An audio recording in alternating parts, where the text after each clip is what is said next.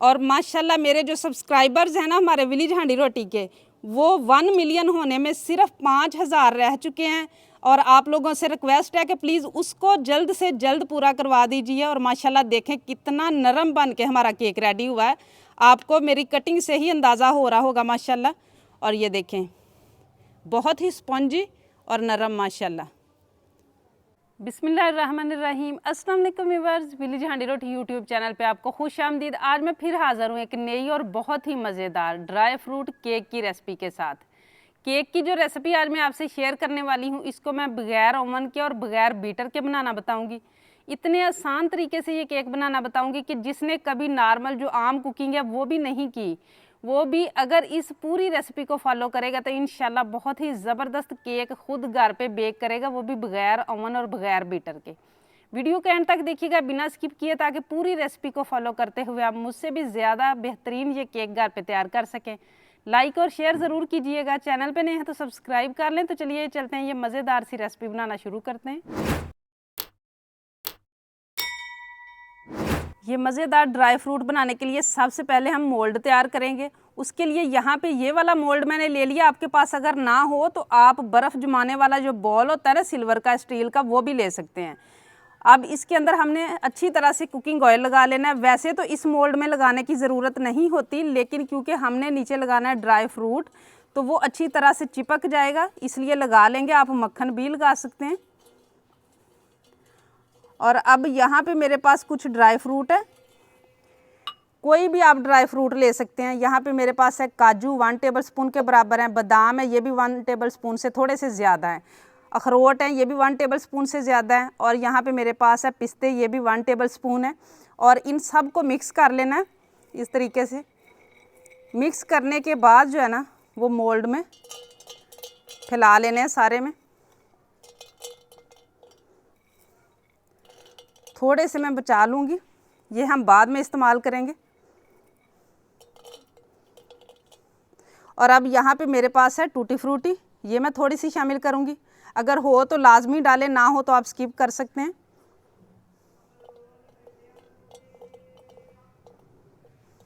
और इसी के साथ यहाँ पे मेरे पास है खजूर, ये भी हो तो आप डालें, ना हो तो छुहारे भी इसकी जगह पे आप डाल सकते हैं। अब मोल्ड हमारा रेडी है, इसको हम साइड पे करेंगे और बाकी काम हम शुरू करते हैं। यहाँ पे मेजरिंग कप के साथ 2 कप मैंने मैदा लिया है। आप घर पे कोई भी जो कप होता है ना चाय वाला दरमियाने साइज़ का, वो ले सकते हैं। और यहाँ पे 1 टीस्पून मैंने लिया है बेकिंग पाउडर, बेकिंग सोडा नहीं बेकिंग पाउडर है। और यहाँ पे सिर्फ 1 चुटकी नमक है, आप देख सकते हैं। हमने इस केक में ना इसका टेस्ट नहीं लेके आना नमक का, बस चीनी को बैलेंस करना है। अब ये सारी चीज़ों को हमने अच्छी तरह से मिक्स कर देना है। मिक्स करके इसे मैं साइड पे करूँगी और बाकी का काम देख लेते हैं।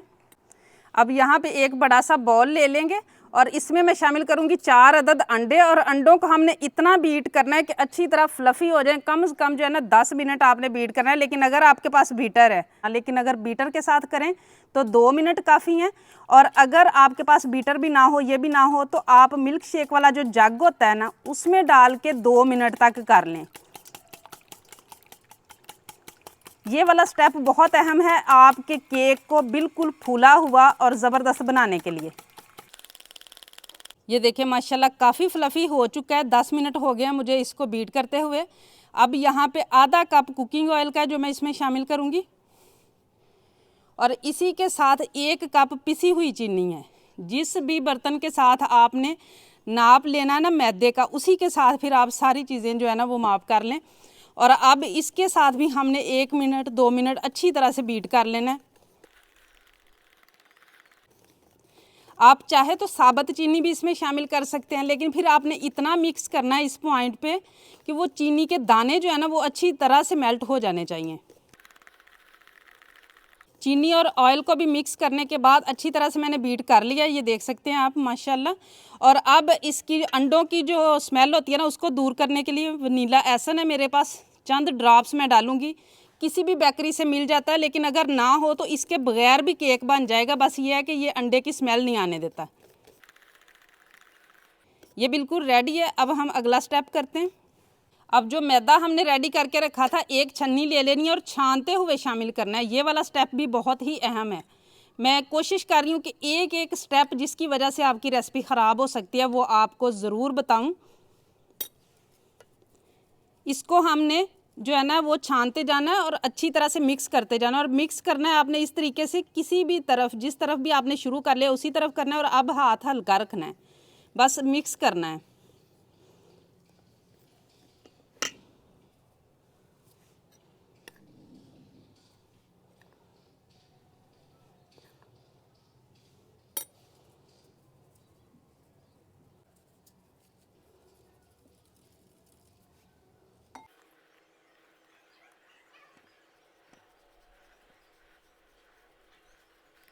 अब आप देख सकते हैं कि ये अभी इसकी गुठलियाँ ख़त्म नहीं हुई, तो इसको मैं निकाल के एक चम्मच ले लूँगी और अच्छी तरह से हम मिक्स करेंगे ताकि इसकी गुठलियाँ ख़त्म हो जाएं।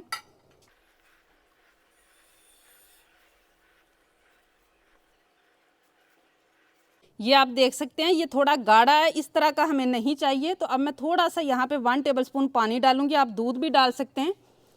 और अगर पतला हो जाए तो फिर आपने 1 टेबलस्पून इसमें जो है ना मैदा और शामिल कर लेना है। अब जो ड्राई फ्रूट हमने बचा के रखे थे वो इसमें डाल लेंगे और इनको भी मिक्स कर लेना है। मिक्स करने के बाद अब ये बिल्कुल रेडी है मोल्ड में डालने के लिए। और आप देख सकते हैं इस तरह का होना चाहिए।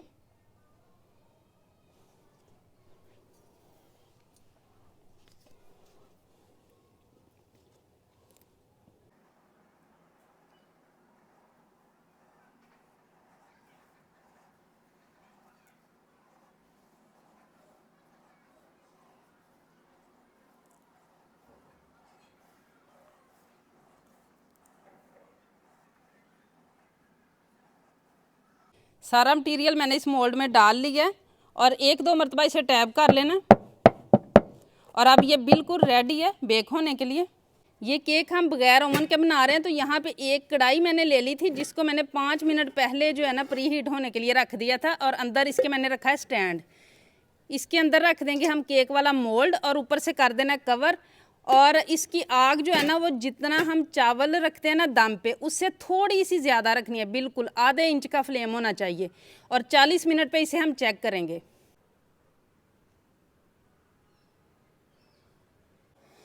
केक को पकते हुए 1 घंटा हो चुका है। 40 मिनट पे मुझे पता था कि नहीं बनेगा, लेकिन चेक करने का मकसद ये होता है कि अगला टाइम हम सेट कर लें कि कितने टाइम में पूरा हो जाएगा। ये देखिए माशाल्लाह बिल्कुल ठीक पक चुका है, ऊपर कलर भी ठीक आ गया। अब मैं इसको निकाल लूँगी। केक को थोड़ा सा मैंने ठंडा कर लिया था। अब किनारों से इस तरीके से कर लेना, छुड़वा लेना इसको हल्का हल्का। और उसके बाद कोई भी प्लेट वगैरह आप ले लें। बिस्मिल्लाह।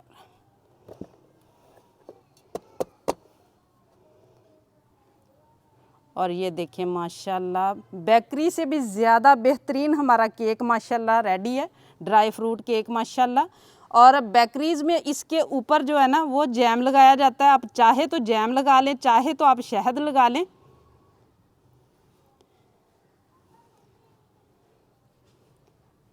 माशाल्लाह बहुत ही ज़बरदस्त रेसिपी है।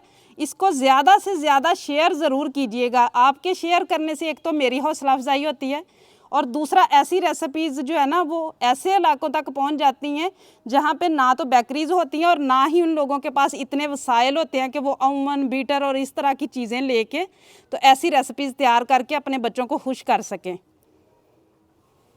और माशाल्लाह मेरे जो सब्सक्राइबर्स हैं ना हमारे विलेज हांडी रोटी के, वो 1 मिलियन होने में सिर्फ 5000 रह चुके हैं।